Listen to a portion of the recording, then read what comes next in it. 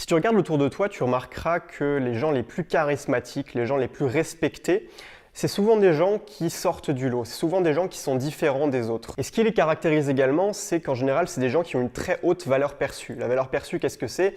C'est la valeur de l'image sociale que tu renvoies aux autres. Par exemple, Jean-Kévin, qui passe ses journées à fumer des pétards sur le canapé de sa mère en jouant aux jeux vidéo, il a une valeur perçue relativement basse, contrairement à quelqu'un qui, je sais pas, est chef d'entreprise, fait des sports de combat, qui sait jouer du saxophone, qui est en couple, qui a une vie de famille. Cette personne-là sera évidemment perçue avec une bien plus haute valeur sociale que Jean-Kévin. Ce qui nous amène au sujet de la vidéo d'aujourd'hui où je voudrais t'expliquer comment te démarquer des autres, comment devenir indépendant et sortir du lot tout en augmentant ta valeur perçue. L'idée, ça va être de travailler pour te développer une compétence unique. Alors, qu'est-ce que j'appelle une compétence unique? Je vais te prendre un petit exemple pour t'illustrer ça.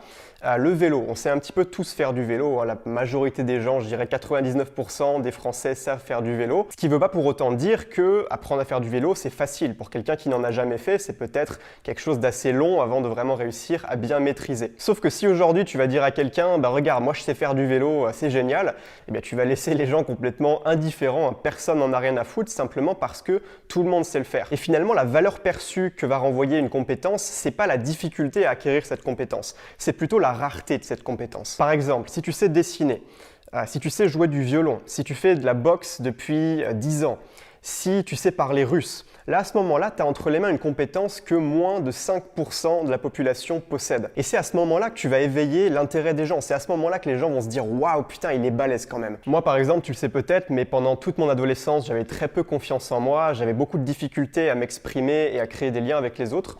Simplement, j'avais une chose qui me permettait malgré tout de me démarquer et ça m'aidait énormément. Cette chose-là, c'est que j'étais capable de faire de la musique sur ordinateur. Et quand j'avais un pote qui avait besoin de conseils ou alors qui avait besoin d'une musique originale pour une vidéo de vacances, quelque chose comme ça, eh bien c'est moi qu'on venait systématiquement voir. Et dans l'inconscient des gens, j'étais un petit peu le mec qui est calé dans ce domaine. Et donc ça augmentait littéralement ma valeur perçue, même si bon, c'était pas au top étant donné qu'au niveau du reste, j'étais vraiment au niveau zéro, j'avais pas confiance en moi, tout ça.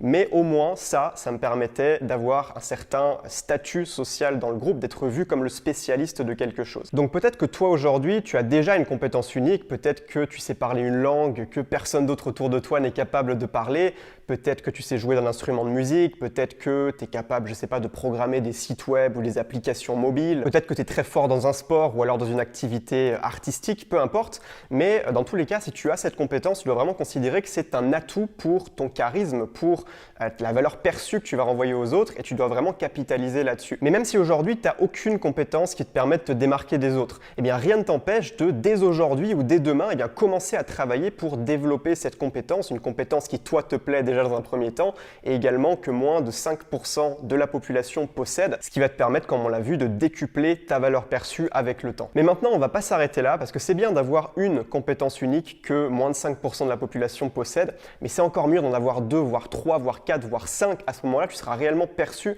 comme une personne extraordinaire, une personne qui inspire le respect, une personne qu'on va prendre comme modèle, qu'on va prendre comme exemple de réussite. Donc je t'invite à te poser la question, quelles sont les compétences uniques que j'ai envie de développer sur ces prochaines années? L'état d'esprit dont tu as vraiment besoin, c'est de toujours chercher à t'améliorer en permanence, devenir une meilleure personne et acquérir de nouvelles compétences. Moi, si tu me suis depuis longtemps, tu sais que ces dernières années, j'ai développé énormément de nouvelles compétences, j'ai beaucoup travaillé sur moi-même, mais c'est pas quelque chose que j'arrête de faire. Là, notamment en ce moment, je suis en train d'apprendre le thaïlandais. Comme je suis expatrié en Thaïlande, eh bien, je me suis lancé le défi d'apprendre la langue locale, même si ce n'est pas ma priorité numéro 1. J'apprends peut-être lentement, mais je continue à m'améliorer de jour en jour, de semaine en semaine.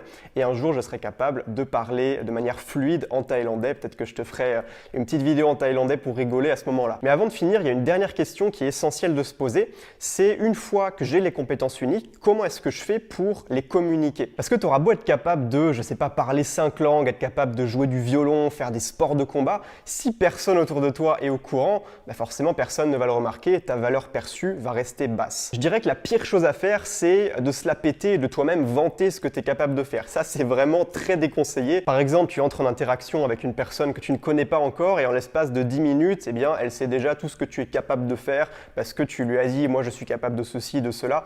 Si tu fais ça, l'image que tu vas renvoyer à ton interlocuteur, c'est l'image de quelqu'un qui recherche l'approbation.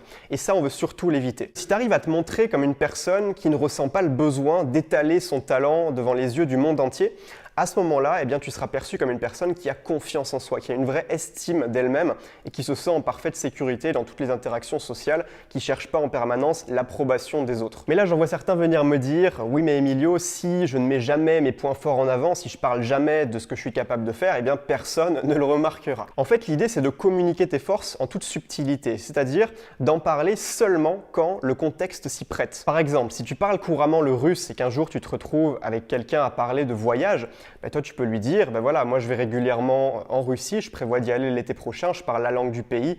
Donc voilà, je sais pas si toi tu as l'intention d'y aller, mais c'est vraiment un très beau pays. Donc comme tu vois ici, si tu mets en avant tes forces quand le contexte s'y prête et quand ça apporte de la valeur à la conversation, à ce moment-là, tu ne seras pas perçu comme le gros relou qui est en recherche permanente de l'approbation des autres. Et ce qui est très puissant quand tu procèdes comme ça, c'est que c'est les autres qui vont mettre en avant tes qualités à ta place. Il n'y a rien de plus puissant que d'avoir tes qualités qui sont mises en avant non pas par toi, mais par quelqu'un d'autre, par un ami à toi, que tu sois présent ou non. À ce moment-là, les gens comprendront que tu es quelqu'un qui pèse, que tu es quelqu'un qui mérite d'être respecté. Et ça, quand tu arrives à en arriver là, ton charisme est littéralement décuplé, multiplié par 10. Donc maintenant, c'est à toi de jouer. Alors ça a l'air sympa dit comme ça, mais il faut se rappeler qu'une compétence, ça demande des centaines, voire des milliers d'heures pour être vraiment maîtrisé. Donc au travail, il faut être régulier tous les jours, passer à l'action, développer sa compétence au fil du temps. Mais une fois que tu auras travaillé sérieusement, là tu obtiendras du gros résultat, c'est juste mathématique. Maintenant, si tu veux aller plus loin et apprendre à développer encore plus ton charisme, je t'ai préparé 4 vidéos de formation, les 4 piliers du charisme, que tu peux recevoir gratuitement. Le lien se trouve juste en dessous. Donc tu as juste à cliquer sur le lien, à me laisser ton email et je t'enverrai ça jour après jour. C'est des vidéos exclusives que tu ne retrouveras nulle part ailleurs. Donc sur ce, on se retrouve dans les 4 piliers du charisme et dans la prochaine vidéo.